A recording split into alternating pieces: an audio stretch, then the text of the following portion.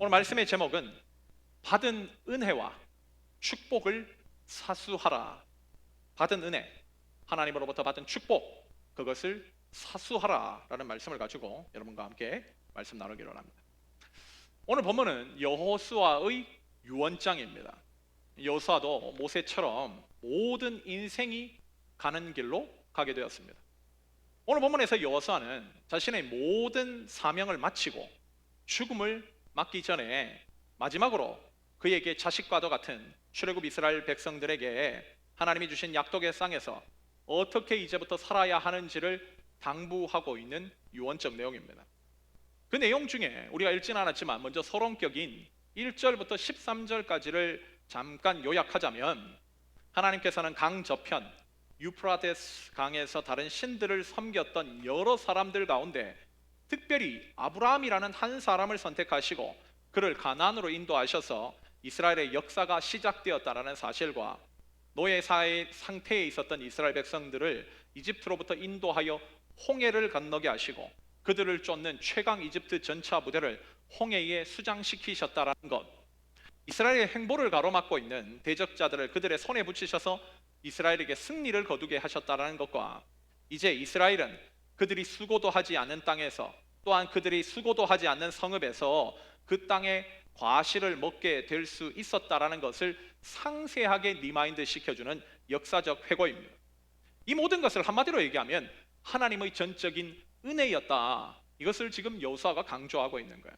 그 은혜의 출발은 자신의 수고와 노력으로 이루어진 것이 아니라 전적으로 하나님의 축복하심이었다. 여호수아는 이스라엘에게 이것을 알기를 희망하고 있는 것이죠. 특별히 이 가운데서 우리가 주목할 것은 여호수아가 이 모든 유언적 내용을 이스라엘에게 전한 장소가 어디였냐 하는 점입니다. 오늘 본문을 보면 그 장소가 세겜이었다라고 얘기하고 있어요. 세겜은 구약 성경을 살펴보면 믿음의 첫 출발점을 상징하는 장소와 같습니다.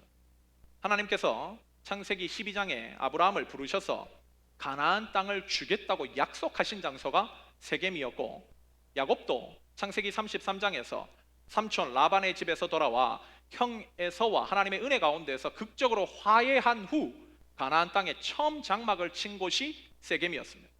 거기에 더해 여호수아도 가나안 땅에 들어와서 모세의 명령대로 하나님의 축복과 저주의 말씀을 처음으로 선포한 곳이 세겜이었어요.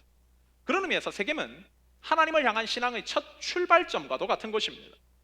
여호수아는 자신의 유언을 이 세겜 땅에서 이스라엘 백성들을 모아놓고 하고 있다는 거예요. 그것은 이스라엘이 자칫 가나안 땅에 정착하여 하나님을 향한 첫 마음을 잃어버리고 편안함에 물들어 방탕하게 살아갈 수 있는 위험성이 다분했기 때문에 하나님을 향한 첫 사랑을 이곳에서 다시 상기시킴과 동시에 하나님이 주신 은혜와 하나님의 주신 축복을 하나님의 뜻대로 끝까지 사수하며 살아가겠다라고 하는 재다짐을 시키기 위함이었다고 할 수 있어요. 이것은 이스라엘뿐만 아니라 하나님을 믿는 모든 신앙인들에게도 필요한 과정입니다.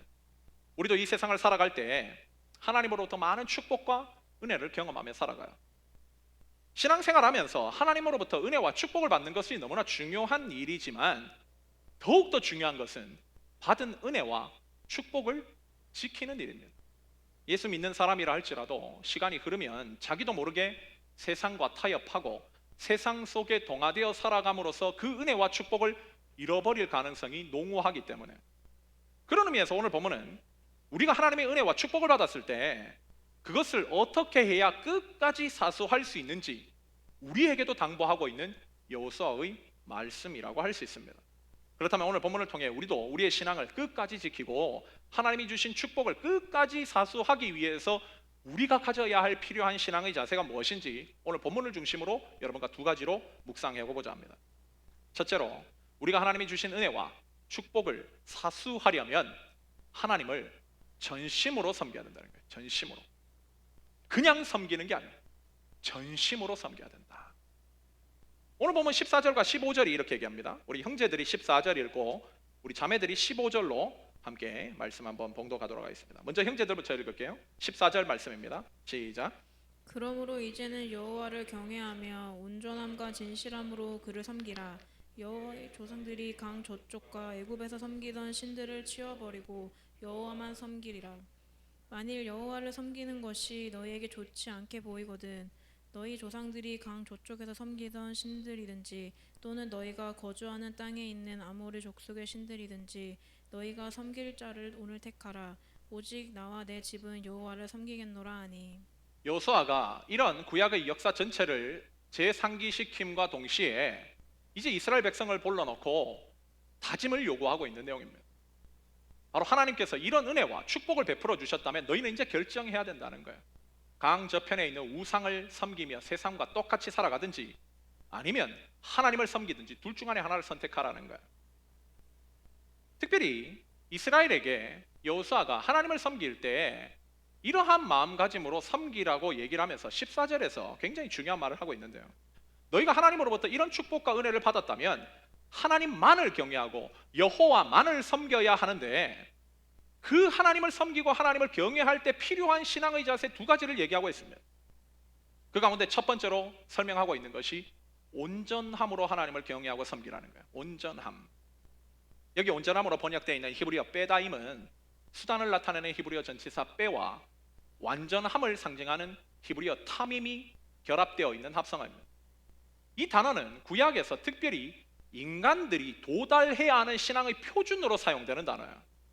그래서 영어 성경 NLT 번역본에서는 이 단어를 wholeheartedly, 즉 전심으로라고 얘기하고 있어요. 즉 우리가 하나님의 은혜와 축복을 받고 그것을 지키며 살아가기 위해서 반드시 필요한 신앙의 자세가 뭔가?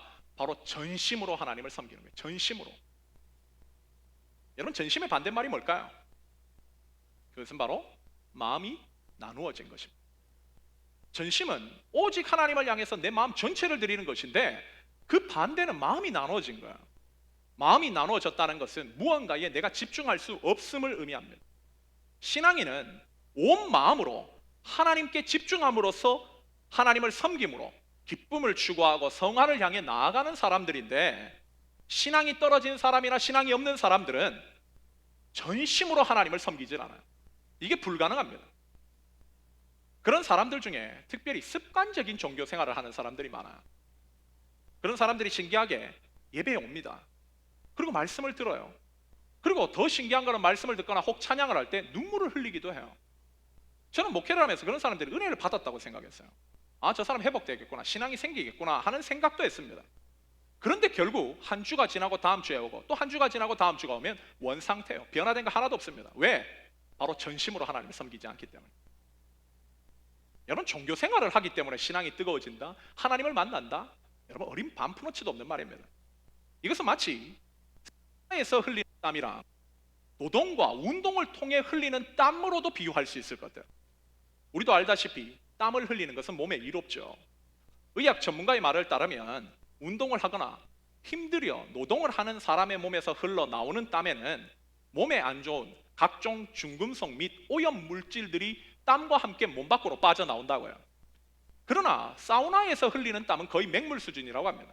그렇게 땀을 흘리는 것은 일시적인 체중 감량에는 도움을 줄 수 있을지는 몰라도 건강에는 거의 도움이 되지 않는다는 거예요. 그런데 나 편한 대로 종교생활, 나 편한 대로 신앙생활 하는 사람들은 마치 교회 생활이 사우나에서 땀을 흘리는 것과 같습니다. 그런 사람들이 주일 성수를 해요. 또한 봉사도 합니다. 뭔가 교회 안에 다니고 기독교인인 모양은 가지고 있지만 그 사람의 일상을 보면 자기의 시간을 내어서 하나님을 더욱더 깊이 알아가려고 하지도 않고 하나님과 더 깊이 교제하려고 시도도 하지 않을 뿐더러 그리스도를 닮아가고자 자신의 삶의 전체를 들여 헌신하려고 하지는 않아요. 그저 주일이니까 예배를 오고 예배가 끝났으니까 다시 세상으로 돌아가 쾌락과 육신과 즐거움을 탐닉하며 살아갈 뿐입니다. 또 다시 주일이면 습관적으로 교회를 오고 또 예배가 끝나면 마치 세상으로 다시 돌아가 버리는 이런 방식이 바로 사우나식 신앙생활이에요. 이런 신앙생활로는 하나님 주신 축복도 못 받을 뿐더러 하나님이 혹 그 사람에게 은혜와 축복을 예배 때 잠시 주셨다 할지라도 그 은혜를 지키는 것은 거의 불가능합니다. 불가능해요. 그런 의미에서 우리가 정말 하나님이 주신 은혜와 축복을 지키려면 반드시 전심으로 신앙생활을 할 필요가 있어요. 전심으로 하나님을 섬기기 위해서 가장 필요한 신앙의 자세가 뭔가? 바로 내 마음을 사수하는 겁니다. 내 마음을 사수하는 것. 지난번에도 얘기했지만 우리의 마음에는 두 가지 마음이 있다고 얘기했습니다. 하나는 신령한 마음, 하나는 타락한 자아예요. 하나님의 뜻대로 살고 싶고 하나님께 순종하고 싶다라는 마음에 불을 일으키는 쪽은 바로 신령한 마음이죠. 반면 타락한 자아는 이런저런 핑계를 대며 신앙의 의무를 저버리고자 하는 마음의 움직임입니다. 이 둘은 반드시 어느 쪽이 싸워서 이겨야 돼요. 그런데 이 이기는 싸움이 너무나 치열하게 이루어지다 보니까 그것이 너무나 힘들어서 그 둘 사이에 타협을 시도하면 결국 손해보는 쪽은 타락한 자아가 아니라 신령한 마음이에요. 그렇게 타협 본 사람들은 내가 하나님의 자녀인데 나는 왜 이 모양으로 살아가는가? 어떻게 나의 삶에는 거룩이 없고 세상 사람들과 이렇게 똑같을 수 있는가? 나의 삶은 왜 하나님과 교회 앞에서 떳떳하지 못하는가? 자신의 윤리성이나 영적인 상태를 두고 고민하거나 괴로워하지 않습니다. 그저 타협하고 살아갈 뿐이에요. 타협의 명수입니다. 그리고는 항상 변명을 해야 돼요. 요즘 교회에서 그렇게 열심히 살아가는 사람들이 어디 있어요? 이 정도 신앙생활 할 만큼 한 거야. 자신의 신앙적 의무를 전심으로 다하지 않는 것을 지적하면 싫어하고 자신은 정상적이고 평균적인 그리스도인이라고 일반화를 시킬 뿐만 아니라 더욱더 그 부분을 고치라고 하면 신경질적인 반응을 보여요. 여러분, 이것이 바로 하나님을 전심으로 추구하지 않는 사람들에게 나타나는 일반적인 모습입니다. 여러분, 히브리서 기자의 한번 말을 우리가 주목할 필요가 있어요. 히브리서 12장 4절을 보면 하나님을 떠나고 전심으로 하나님을 섬기지 않는 아주 배교 상태에 가까운 사람들이 어떻게 살아가는지를 지적하는데 그 말씀이 이렇게 얘기하고 있어요. 너희가 죄와 싸우되 아직 피 흘리기까지 대항하지 아니하고 또 아들들에게 권하는 것 같이 너희에게 권면하신 말씀을 잊고 살아간다는 거야. 이것이 마치 배교 상태에 있는 그리스도인들, 아니 교인들의 모습입니다. 믿음에서 떠난 사람들, 또 신앙의 뜨거움을 잃어버린 사람들은 하나같이 죄와 피 터지게 싸우려고 하지 않아요. 악과 쉽게 타협합니다. 그리고 자신에게 주일날 하나님의 말씀이 선포되어도 잊고 살아가요. 기억을 못합니다. 그러나 전심으로 하나님을 섬기고 자신의 마음을 지키기 위한 싸움에서 피 터지게 싸우면서 그 싸움을 게을리하지 않는 사람들은 반드시 승리하는 삶을 살아요. 그런 삶을 살았던 사람이 누군가? 바로 우리가 아는 사도 바울이죠. 사도 바울이 어떻게 살았습니까? 고린도전서 9장 27절을 보면 자신의 몸을 날마다 쳐서 복종시키는 삶을 살았다는 거예요. 죄와 피 터지게 싸우는 거야. 악으로 타협하지 않는다는 거야. 바로 그 헌신이 수반된 지속적인 노력이 우리가 아는 승리의 사도 바울의 삶을 만든 것이죠. 그래서 이 사실을 잘 알았던 솔로몬도 잠언 4장 23절에서 모든 지킬 만한 것들 중에, 여러분들 지킬 만한 것이 뭡니까? 사람들은 돈, 자기 옆에 있는 이성, 어떠한 집, 차, 뭐 어떤 직장, 뭐 이런 것들을 얘기할 거예요. 솔로몬이 얼마나 많이 가진 사람입니까? 모든 것들을 가진 사람이에요. 그런데 이 모든 것들을 가진 사람이 결국 자신의 삶을 통해 깨달은 게 뭔가? 그 모든 것들 중에 내가 지킬 만한 것 중에 가장 소중하고 가장 고귀하고 반드시 지켜야 될 것이 뭔가? 바로 마음이라는 거예요. 마음을 지켜라. 왜? 생명의 근원이 여기에서 나기 때문에. 생명의 근원. 특별히 솔로몬이 여기 마음을 지키라고 사용한 이 히브리어 동사를 살펴보면 군인들이 성을 파수할 때 성을 지키려고 온 힘을 집중하는 것처럼 공격적으로 지키라는 거예요. 최선을 다해 공격적으로 지키는 것을 마음을 지키는 데 사용했습니다. 이 말은 자신이 정말 하나님으로부터 은혜와 축복을 받았다면, 그것을 지키고 싶다면, 아니면 정말 신앙의 회복이 필요한 사람이 정말 신앙의 회복을 도모한다면 자신은 아무것도 하지 않고 마음이 생기면 하겠다라고 하는 말도 안 되는 소리라는 것을 깨닫게 해주는 거예요. 물론 성령님께서 역사해 주셔야 우리의 마음이 지켜질 수 있는 것은 너무나 당연합니다. 이건 큰 대전제예요. 그러나 성경을 보면 나는 아무것도 안 하고 가만히 앉아서 습관적인 종교생활 따위로 신앙의 뜨거움이 생기겠다고 꿈꾸는 것도 성경에서는 전혀 서포트하지 않습니다. 성경 그 어디에도 한 인간이 자신의 신앙을 제대로 지키지 못한 책임을 배제하지 않아요. 그 본인 책임이라는 거예요. 본인 책임. 예전 영화 중에 안시성과 같은 영화를 보면요, 당태종이 수십만의 대군을 이끌고 안시성에 쳐들어옵니다. 안시성에는 바로 양만춘이 이끄는 소수의 병사들이 안시성을 지키기 위해서 대기하고 있어요. 당나라 군인들이 그 성을 차지하기 위해서 노도와 같이 밀러들어요. 그럴 때에 안시성에 있는 양만춘을 비롯한 그 아군들은 필사적으로 성문을 지켜요. 성벽에서 저기 멀리서 막 달려오는 군인들을 향해서, 적군을 향해서 화살을 쏘아붓고 성벽에 도달해서 오르는 군사들에게는 바위를 던지고 펄펄 끓는 물을 쏟아붓습니다. 성 안에 있는 군사들은 자신의 성을 지키기 위해서 필사의 노력으로 성을 지켜요. 성경에서 마음 지키라는 것은 바로 이 단어라는 거예요. 이 단어. 이렇게 너희 마음을 지켜야 된다는 거예요. 우리의 마음에 들어오고자 하는 마귀의 침투 경로를 미리 파악하고, 마귀가 우리의 마음에 집어넣으려고 하는 세상적인 것들로 깨워서 언제나 내 힘을 총동원하여 그걸 밀어내며 필살의 의지로 내 마음을 하나님으로부터 가득 차 있는, 하나님께로 가득 차 있는, 하나님 안에 있는 마음으로 끝까지 지켜내겠다. 이게 여러분 성경에서 마음 지키라는 의미입니다. 대부분의 신앙에 실패하는 이유, 믿음이 안 생기는 이유가 뭡니까? 바로 마음을 못 지키기 때문에. 참 어떻게 보면 뭐 은혜 받았다고 하는데도 결국 은혜에서 떨어지는 이유가 뭔가? 바로 마음 지킴에서 실패하기 때문에. 마음 지킴에. 우리가 믿는다고 하면서 믿음을 지키며 살아가지 못하는 이유, 우리가 계속해서 하나님의 은혜 안에 살지 못하는 이유, 변함없이 주님을 사랑하지 못하는 이유, 은혜를 받았다고 해도 은혜를 계속 키핑하고 더 뜨겁게 하지 못하는 이유, 질문은 많아도 대답은 오직 하나, 그것은 바로 우리가 마음을 세상으로부터 지켜내는 데 실패했기 때문에. 하나님의 탓이 아니라 전적으로 본인 탓이라. 그러려면 우리가 어떻게 해야 마음을 지킬까요? 정말 세상으로부터 마음을 사수하고 전심으로 하나님을 섬기고자 하는 뜨거운 마음을 유지하고 가지기 위해서 필요한 신앙의 자세가 뭘까요? 오늘 저는 여러분에게 4가지를 제안하려고 합니다. 그것은 머리, 어깨, 무릎, 발, 뭐 우리가 그냥 노래를 부르는 걸 차용하여서 머리, 가슴, 무릎, 발을 사용하는 거예요. 이게 바로 마음을 지키기 위해서 적극적으로 노력하는 구체적인 실천 사항입니다. 첫째, 우리가 마음을 지키려면 머리를 사용해야 돼요. 이것은 우리의 지성에 관련된 겁니다. 즉 우리의 마음을 세상으로부터 사소하고 전심으로 하나님을 섬기고자 하는 뜨거운 마음을 지키려면 반드시 하나님의 말씀을 정확하게 깨닫는 그 일이 필요해요. 하나님의 말씀을 정확하게 깨닫는, 자기 멋대로 해석하는 거 아니에요. 자기의 어떠한 지금 엉뚱한 삶을 한마디로 서포트하기 위해서 합리화로 사용하는 그런 말씀 차용 말고 제대로 해석하는 거. 제대로. 이 말은 우리에게 말씀 공부, 제자 훈련이 반드시 필요하다는 것을 일깨워주는 거예요.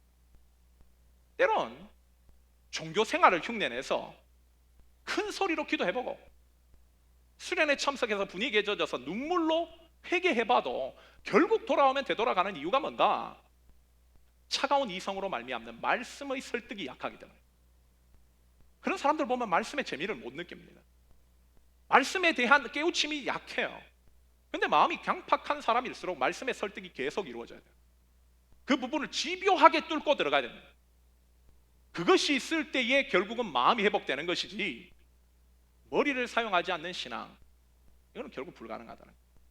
결국 말씀의 능력이 들어갈 때에 그에게 참다운 진실한 참회의 움직임을 이끌어내는 거죠. 둘째로 우리의 마음을 사수하려면 가슴을 사용해야 돼요. 이 가슴을 사용하는 것은 우리의 영혼을 뜨겁게 만드는 것입니다. 특별히 가슴을 뜨겁게 하고 영혼을 뜨겁게 하기 위해서 도움이 될 만한 것이 있다면 저는 찬양이라고 생각합니다. 찬양.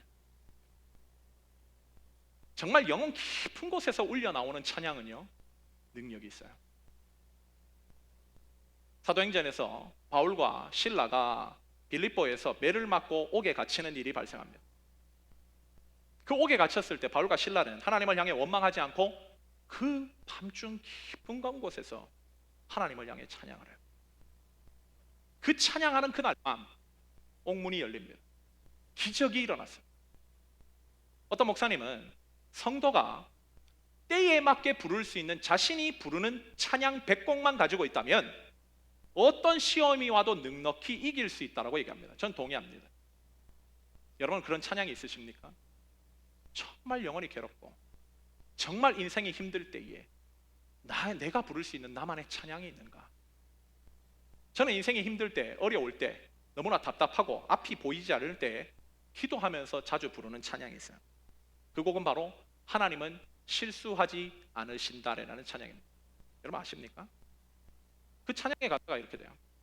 내가 걷는 이 길이 혹 굽어도는 수가 있어도 내 심장이 울렁이고 가슴 아파도 내 마음속으로 여전히 기뻐하는 까닭은 하나님은 실수하지 않으심일세.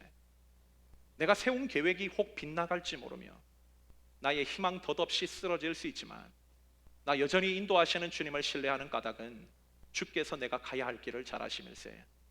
차츰차츰 안개는 거치고 하나님 지으신 빛이 뚜렷이 보이리라. 가는 길이 온통 어둡게만 보여도 하나님은 실수하지 않으신다네. 저는 인생이 너무나 힘들고 목회가 힘들고 또한 삶이 어두울 때 이 찬양을 부르면서 그 자리를 뛰쳐나온 적이 많습니다.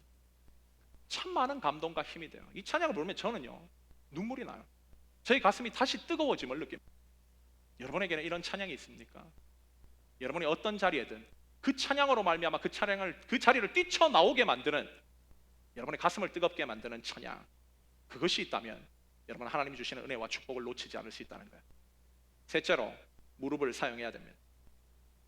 우리에게 차가운 이성, 즉 말씀을 향한 지속적인 설득과 또한 가슴을 뜨겁게 하는 찬양도 필요하지만 더더욱 중요한 것은 이 모든 것을 합력하여 거기에 불을 붙이게 하실 수 있는 최종 역사는 결국 성령님의 역사라는 거예요.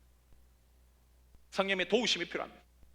따라서 신앙의 회복을 바라거나 자신의 신앙을 계속 뜨겁게 지키면서 이 믿음의 싸움을 끝까지 유지하고자 하는 사람들에게 반드시 필요한 것은 무릎이에요.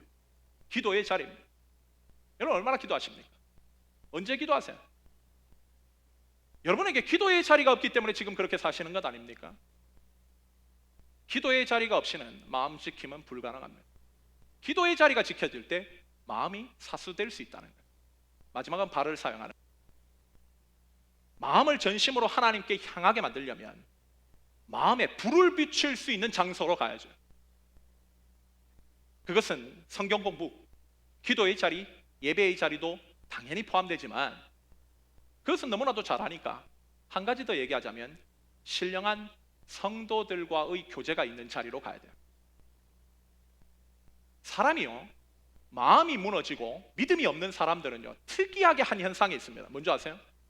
신령한 성도들과 교제를 꺼려해요.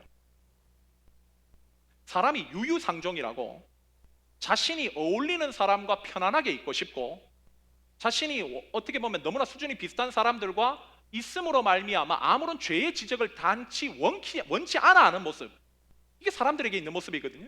그래서 신령한 사람들과 만나기를 싫어합니다. 그러나 성도는 절대 신령한 성도들과의 교제를 피해서는 안 돼요. 잃어버려서는 안 됩니다. 자기가 넘어졌다 할지라도 쓰러졌다 할지라도 그 자리를 피하면 안 돼요. 불편함이 느끼더라도 그 자리를 반드시 지켜야만 합니다. 왜? 그 자리에서 떨어지면 결국 못 돌아올 수 있는 가능성이 열리기 때문에 자신의 죄악됨과 영혼의 헐벗은 상황을 계속해서 보게 하는 그 자리를 지키며 나아가야 된다는 거예요. 그때 우리의 마음은 회복을 향한 영적인 움직임이 시작될 수 있다는 거죠. 이렇게 머리, 가슴, 무릎, 발을 적극적으로 사용하여서 하나님을 전심으로 섬겼던 사람이 누군가? 바로 오늘 본문의 얘기의 핵심인 바로 여호수아 자기 자신이었습니다. 본인은 이렇게 믿음의 사람들과 계속 은혜 안에서 교제하기를 힘썼고 여호와의 율법을 머리로 언제나 생각하면서 좌로나 우로나 치우치지 않으려고 늘 깨어있기를 힘썼으며 남들이 다 돌아가고 아무도 없는 회막에 혼자 남아 무릎으로 그 자리를 뜨겁게 데피는 사람, 그런 사람이었기에 그의 신앙에는 슬럼프가 없었어요. 출애굽기부터 기록되어 있는 여호수아 24장까지 여러분 여호수아가 슬럼프에 빠진 적이 있습니까? 한 번도 없어요. 한 번도 없어요. 어떻게 한 사람이 이렇게 슬럼프 없이 신앙생활을 할 수 있는가? 바로 이 자리를 최선을 다해 지켰기 때문에, 이 자리를. 그렇게 본인에게 맡겨진 사명을 다 이루는 것입니다. 하나님께서는 우리에게도 이 말씀을 주시면서 너희는 과연 이렇게 신앙생활하고 있는지를 묻고 계신 거예요. 예수 믿는 거 얼마나 축복입니까?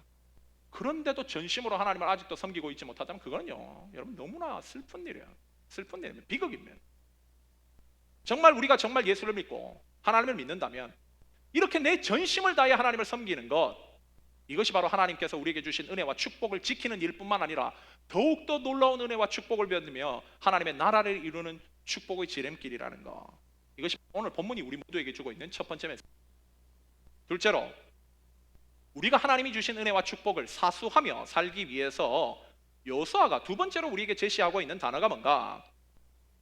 그것이 바로 진실함이라는 것인데, 이것은 하나님과 깊은 관계를 추구해야 한다는 사실을 일깨워주는 거예요.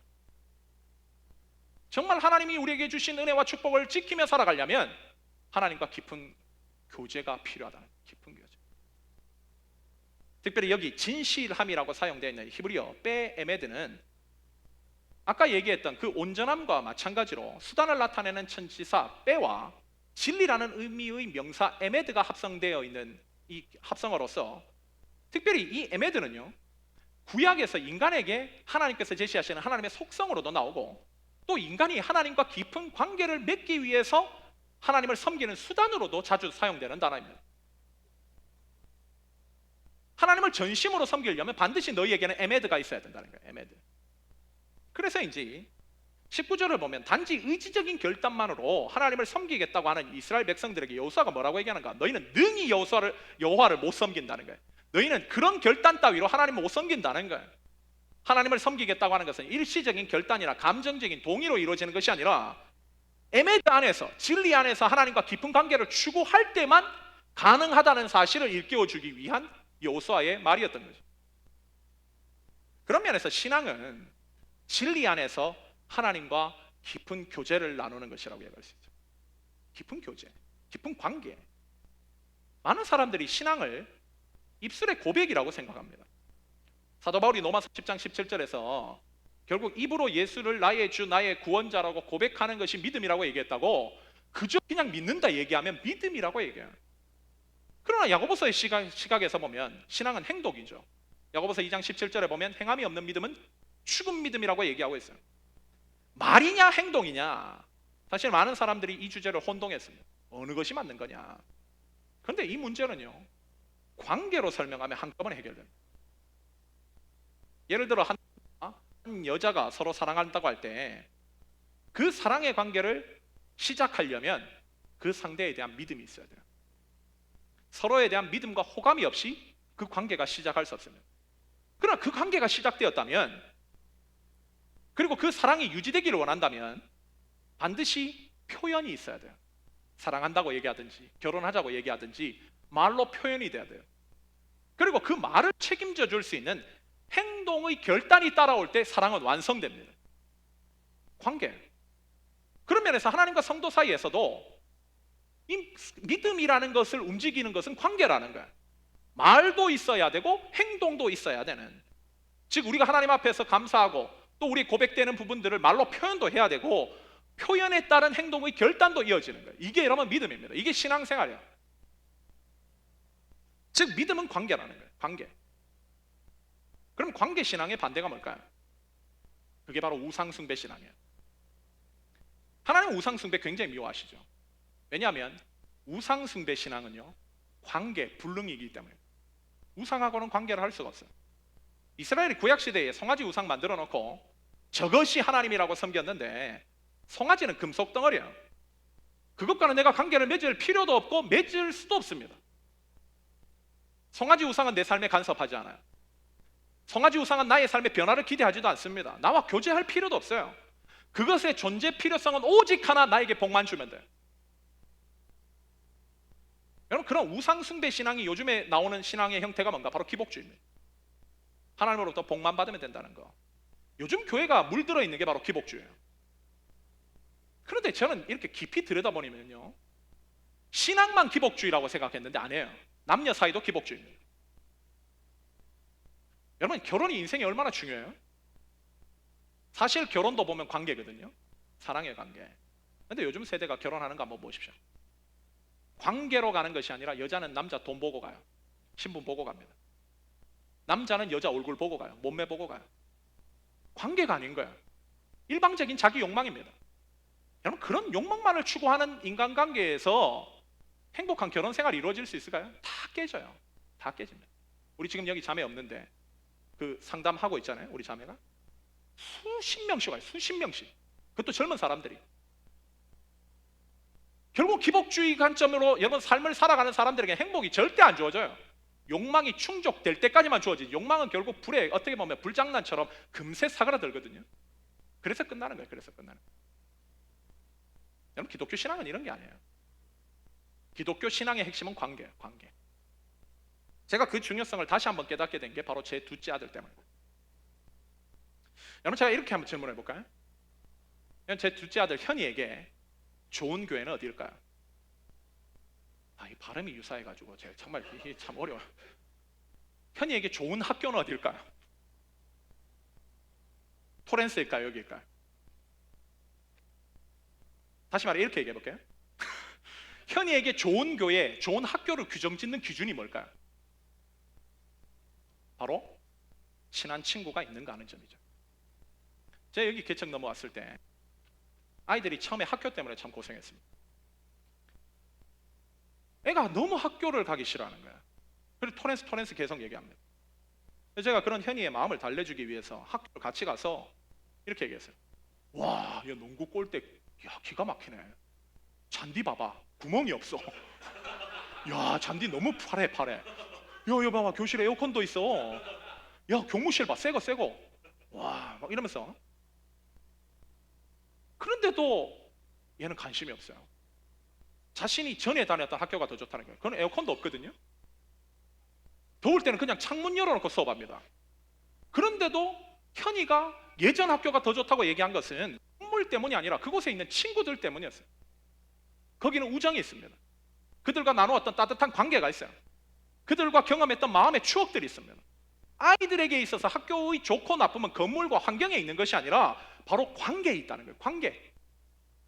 흥미로운 것은 요즘 젊은 세대들 가운데 자신의 직장이 정성에도 맞지 않고 보수가 적음에도 불구하고 이직을 갈등하고 있는 상당수의 통계를 보면 그들이 그렇게 고민하는 이유가 바로 그 직장 안에 있는 친한 동료들과 헤어지기 싫어서라는 이유가 상당 부분 나왔어요. 결국 인간이 뭔가 다른 것을 붙들고 사는 것처럼 보여도 그들 중에도 제일 중요한 건 관계라는 거예요. 신앙의 성패 역시도 마찬가지입니다. 누가 정말 은혜를 끝까지 지키고 살아가는가, 믿음을 정말 하나님께서 주신 그 선물을 끝까지 불태우며 더욱더 하나님 앞에서 더 고귀한 믿음으로 발전시킬 수 있는 사람이 누군가, 바로 하나님과 어떤 관계를 맺고 있느냐가 이 부분을 결정짓는다는 거예요. 믿음의 선진들의 삶을 한번 보세요. 그들이 평소 목숨 걸었던 것은 바로 하나님과의 관계였습니다.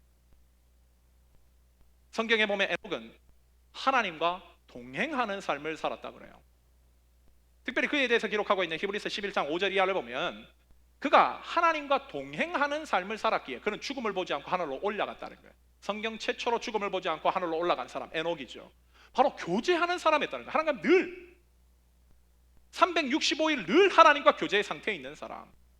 그것은 그의 증손자인 노아도 역시도 마찬가지였어요. 노아도 그를 설명하는 창세기 6장 9절을 보면 노아는 의인이요 당대 완전한 자라 그는 하나님과 동행하는 사람이라고 성경은 기록합니다. 노아가 의롭다고 인정받은 것, 노아가 구원의 방주에 탈 수 있었던 그 특권을 받았던 이유는 바로 하나님과 깊은 관계에 있었던 사람이었다. 깊은 관계. 한 사람의 겉모습이 훌륭해야 하나님께 인정받는 것이 아니라는 것입니다. 날마다 진리 안에서 하나님과 얼마나 교제하고 있는가, 동행하고 있는가에 따라서 하나님께서 그 사람의 삶을 인정하느냐 안 하느냐가 결정된다는 거예요. 특별히 우리가 하나님과 깊은 관계를 맺기 위해서 우리가 정말 실천해야 될 사항이 뭘까? 이 시간에 이 부분에 대해서 함께 살펴보기를 원하는데, 그것을 결론적으로 얘기하면 하나님을 힘써 찾는 삶이라고 얘기할 수 있어요. 하나님을 힘써 찾는다. 성경을 보면 하나님을 찾는다라는 단어가 굉장히 자주 등장합니다. 수도 없이 나와요. 특별히 구약에서 하나님을 찾는다, 이 찾는다에 사용된 히브리어가 다라쉬인데, 이 다라쉬라는 말은 원어적인 뜻은 추구하다, 따라가다라는 의미예요. 하나님이 어디로 가든지 나는 그분을 pursue 한다는 거예요. 그분을 following 한다는 거예요. 그분을 따라간다는 거예요. 계속해서. 이게 하나님을 찾는다라는 의미예요. 성경에서는 재밌는 게 이 다라시와 함께 붙어서 나오는 단어가 있습니다. 신명기 4장 29절을 보면 하나님께서 만일 마음을 다하고 뜻을 다하여 너희가 하나님을 찾으면 다라시 하면 그를 만나 주신다고 약속해요. 예레미야 29장 13절에서도 너희가 온 마음으로 나를 구하고 나를 찾으면 다라시 하면 나를 만나리라고 얘기합니다. 즉 하나님을 펄슈하는 이 다라시가 있을 때 하나님 만나 주신다는 거예요. 그렇다면 하나님을 만나고 하나님을 찾는다라는 게 무슨 의미인가? 하나님을 만나려면 하나님을 찾아야 되는데 그 하나님을 찾는다는 게 뭐예요? 하나님 숨어 계십니까? 뭐 숨바꼭질하고 계세요? 하나님은 온 우주에 무소부지하시고 편만하신 분인데 하나님 숨어 계시지 않는다는 거예요. 그럼 하나님을 찾는다는 게 뭘까요?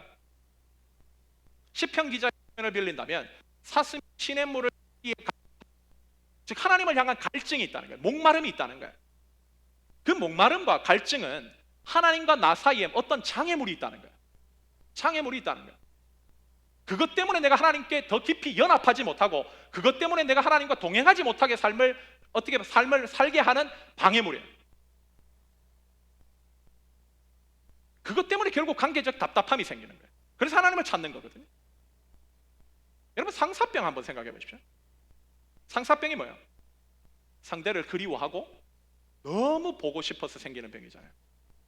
그거 생기면 밥맛도 없고 의욕도 없습니다. 근데 그 병은요, 상대가 옆에 있을 때는 생기지 않아요.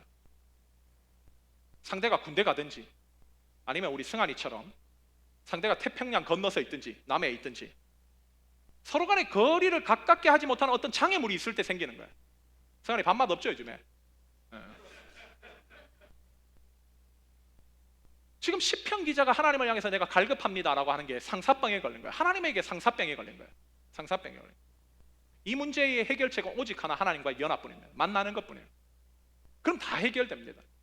그런데 앞서 지금 얘기한 승환이 케이스 같은 경우를 만약에 생각한다면 이 본인의 힘으로 해결할 수 없는 장애물들이에요. 태평양을 어떻게 지가 해결해요? 직장, 장소, 환경 어떻게 해결합니까? 본인의 힘만으로 상대와 연합할 수 없어요. 근데 하나님과의 관계에서는 오히려 반대입니다. 내가 하나님과의 관계를 방해하고 있는 것들이 너무 많아요. 나라시는 내가 치우는 겁니다. 하나님은 연합할 준비가 다 계시고 하나님은 찾는 사람에게 만나주시고 교제하실 의향이 충분하신데 나한테 그 방해물이 많은 거예요. 나한테. 그것은 하나님을 향해 온전히 사랑하고자 하는 마음이 없는 것입니다. 하나님보다 세상을 더 사랑하는 거예요. 부패한 본성의 속삭임에 따라서 말씀과 기도를 통해 하나님과 더 깊이 교제하려고 하는 마음이 생기지 않았는 거예요. 여전히 하나님이 싫어하시는 것을 더 즐기고 싶어하는 그런 마음이 가득 찬 상태. 이게 방해물이에요. 방해물. 나한테 있는 거예요. 나한테. 아까도 얘기했지만 이런 사람들이 간혹 예배 와서 은혜 받을 수 있어요. 눈물도 흘립니다. 자기가 오늘 말씀을 통해서 나눔을 통해서 자기가 큰 은혜를 받았다고 고백까지 해요. 그러나 막상 삶으로 돌아가선 변화가 없습니다. 왜? 장애물을 치울 생각이 없어요. 장애물을 치울 마음이 없어요. 그 장애물이 치워져야 하나님을 만나는데 하나님과 온전한 연합으로 인해서 오는 큰 기쁨을 경험하고 회복을 체험할 수 있는데 정작 자신이 치워야 할 장애물을 안 치우고 그대로 두고 있으니 결국 어떤 은혜를 받아도 원점으로 돌아오는 거예요. 원점으로 돌아오는 거예요. 그런 사람들이 정말 신앙의 회복을 경험하고 하나님과의 깊은 연합을 진짜 꿈꾼다면 자신의 삶에 하나님과의 관계를 방해하고 있는 그 방해물들을 속히 치워야 돼요. 그 방법밖에 없습니다. 그것이 사람이 될 수도 있고 그것이 나의 습관이 될 수도 있고 그것이 나의 물질이 될 수도 있고 그 모든 것들, 하나님과의 관계를 방해하는 모든 것들, 그것은 또 다른 면에서 자신의 인생의 목표를 반드시 바르게 세우는 거예요. 분명히 세우는 것이라고 할 수 있어요. 저는 저의 인생 목표가 뭔지 아세요? 하나님께 사랑받는 거예요. 근데 저는 이것이 제 목표만 되어 모든 그리스도인들이 가져야 될 자신의 인생의 분명한 목표, 그것이 나의 일평생을 통해서 하나님께 사랑받겠다.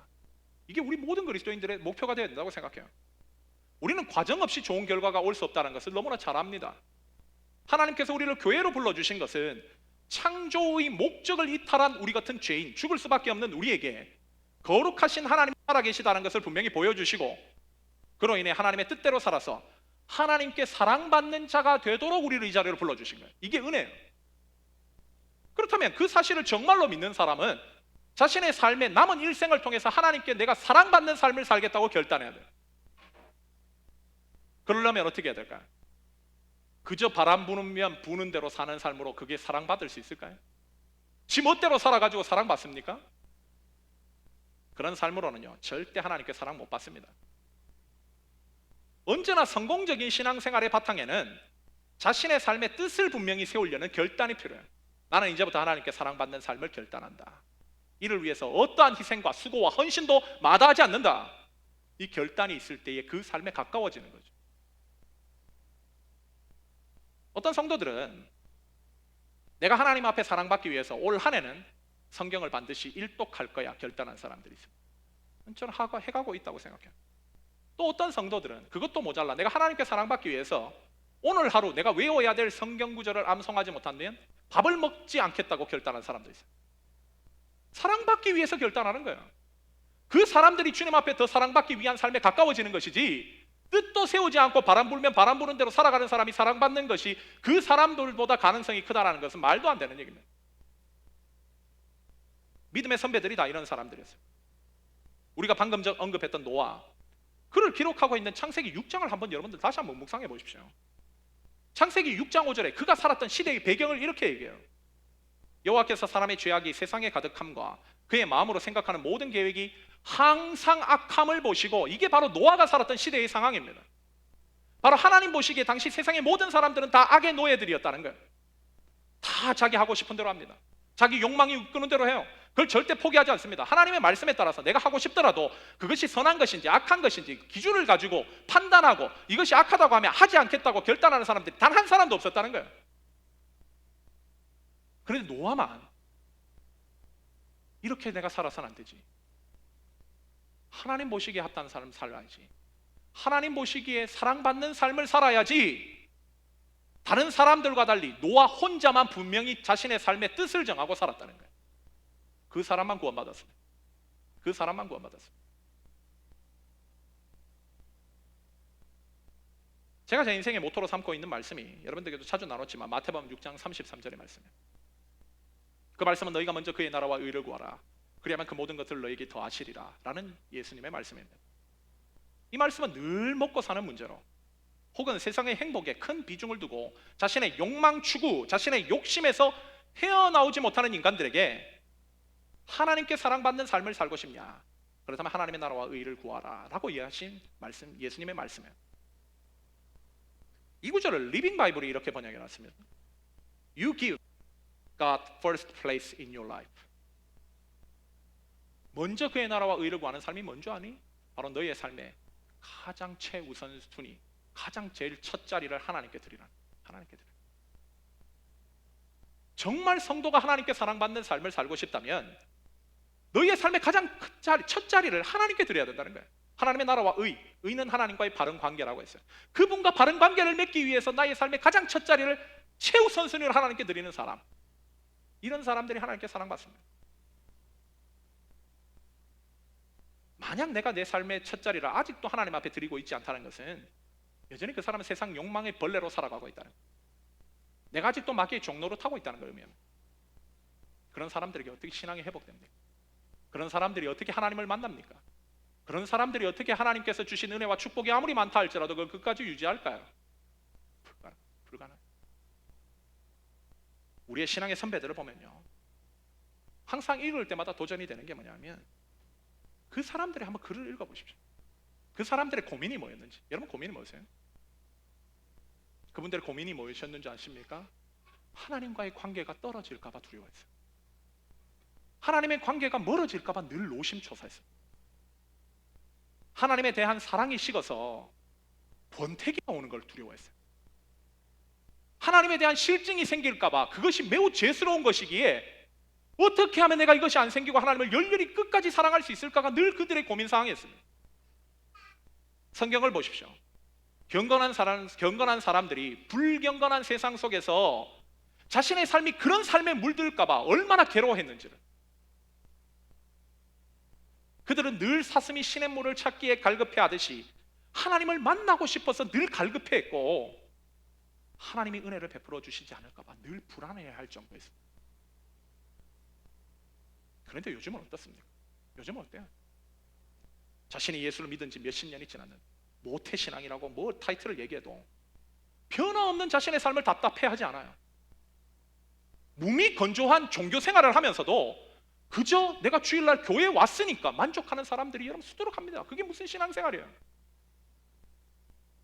여러분 신앙의 타락은 이렇게 생기는 거예요. 신앙의 타락은 어제보다 오늘 하나님을 덜 사랑함으로써 생기는 것입니다. 어제보다 하나님을 덜 사랑하니까 이미 신앙의 타락이 이루어진 것이고 내가 뒤로 미끄러진 거예요. 그것 자체가 이미. 그러나 사도 바울을 비롯한 믿음의 사람들을 한번 보십시오. 그들이 뭘 힘썼는지. 어제보다 이전보다 하나님을 더 사랑하고자 힘썼어요. 찬송가 작사가가 이런 고백을 합니다. 내 주 대신 주를 참 사랑하고 곧 그에게 죄를 다 고하리라. 숨질 때에라도 내가 할 말씀, 이전보다 더욱 주님을 사랑합니다. 여러분, 이것이 그들의 고백이었습니다. 이전보다 주님을 더 사랑합니다. 어제보다 주님을 더 사랑하겠다. 하나님이 이 사람들을 예뻐하시지 않으면 누구를 예뻐하시겠습니까? 하나님이 이들을 구원하시지 않는다면 누구를 구원합니까? 하나님의 은혜와 축복을 무한정 주시고 싶은데 주실 수 없어서 고민하고 있다면, 만약 주실 수 있다면 누구에게 주실? 인간의 최대의 인생 목표는 하나님께 사랑받는 삶이 돼야 돼요. 그게 행복이에요. 그때 행복이 와요. 그거 없이 절대 행복 오지 않습니다. 불 붙어 있습니까? 하나님이 아니면 반드시 꺼질 겁니다. 여러분들은 절대 그걸 못 지켜요. 끝나버릴 겁니다. 그런 것들은. 만약 그렇게 끝나버리는 인생을 살지 않으려면 우리는 끊임없이 우리의 삶에 진리의 말씀, 하나님의 말씀을 기준으로 늘 질문을 던지고 스스로 답을 해봐야 돼요. 내가 걷고 있는 길은 정도인가? 나는 지금 하나님과 깊은 관계 속에 있는가? 나는 하나님을 전심으로 섬기고 있는가? 이 질문 속에 어느 하나 예스라고 대답하지 못한다면 여러분, 신앙인이 아닙니다. 정말 우리가 하나님으로부터 은혜와 축복을 얼마나 받고 싶합니까? 그걸 받는다면 얼마나 기쁠까요? 오늘 하나님께서는 우리에게 말씀해 주고 계십니다. 그것을 이미 받고 끝까지 지켰던 여호수아 자신의 삶을 통해서 고백되게 하셨습니다. 그것이 뭔가? 하나님을 전심으로 섬겨요. 마음이 나눠져 있습니까? 무엇 때문에 나눠져 있습니까? 하나님을 향해서 나의 전심을 드리겠다. 여호수아의 삶이 그랬습니다. 또한 하나님과의 깊은 교제를 위해서, 그분과의 깊은 관계를 위해서 나의 삶 모든 것을 헌신하겠다. 하나님께 사랑받는 삶을 위해서 내가 그렇게 달려가겠다. 그것이 여호수아의 삶을 끝까지 지탱시켜준 비결이었다. 오늘 제가 교회를 오면서 우리 애들하고 함께 찬양을 듣는데, 나는 바보처럼 살래요 라는 노아에 대한 찬양을 듣고 왔어요. 여러분, 노아가 하나님을 전심으로 섬긴 사람이죠. 또한 하나님과 깊은 교제 속에서 하나님의 말씀에 늘 순종하려고 했던 사람이에요. 세상은 그를 뭘로 봤는 줄 아십니까? 바보로 봤습니다. 산에다 배만 만드는 어리석은 인간, 비도 오지 않는데 하나님의 심판이 떨어진다고 늘 헛소리나 하는 인간, 시대의 바보, 시대의 멍청이, 시대의 어리석은 인간이었습니다. 근데 그에게는 하나님을 향한 전심이 있었어요. 하나님을 향한 깊은 교제가 있었습니다. 늘 동행했어요. 그를 모두가 손가락질하고 저주하고 바보라고 했지만 결국 하나님의 심판이 임했을 때 그렇게 손가락질한 모두가 죽었습니다. 바보라고 했던 노아만 살았어요. 여러분의 삶은 어떻습니까? 어느 자리에 계십니까? 오늘 하나님께서 9월 15일 이 말씀을 통해서 우리에게 주신 것은, 너희가 정말 은혜와 축복을 받고 싶니? 그렇다면 이 삶을 살아라. 하나님을 전심으로 섬기고 하나님을 향해서 깊은 교제의 시간, 관계를 확립하기 위해서 너희의 삶의 첫 자리를 드리라. 그렇다면 너희는 하나님이 더욱더 부어주시는 하나님의 나라를 실제로 경험할 수 있을 것이다 라고 얘기하신 말씀이 바로 오늘 본문의 말씀입니다. 오늘 참석한 모든 성도들이 이 말씀을 귀로만 듣는 것이 아니라 손과 발로 듣는 순종의 삶을 사셔서 하나님께서 예비하신 여호수아에게 부어주신 이런 축복들을 동일하게 경험하시는 복된 성도들 되시길 예수님의 이름으로 간절히 축원합니다. 우리 다 같이 한번 기도하도록 합시다.